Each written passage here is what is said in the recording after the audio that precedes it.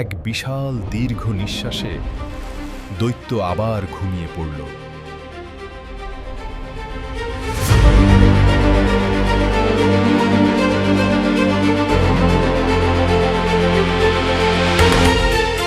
নাইরা আর নূর দৌড়ে লুকোতে গেল এক পুরনো প্রবালের গুহায়।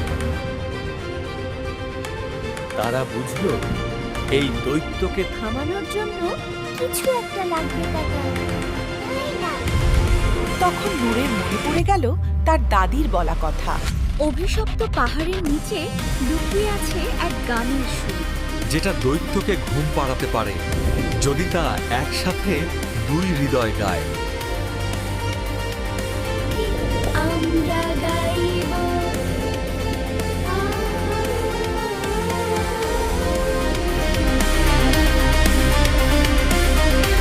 দৈত্যকে ঘুমিয়ে পড়ার জন্য সারা রাত গানের আসর করা হলো।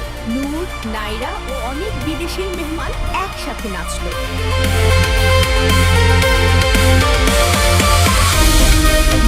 সুরে সাগরের ঢেউয়ের তালে এক মোহময়ী গান। দৈত্য থমকে গেল।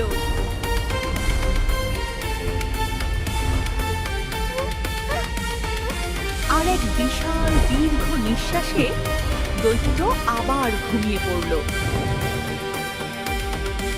চারুপাশ শান্ত, অথচ গুহার দেয়ালে জ্বলে উঠল নতুন এক ভবিষ্যৎবাণী।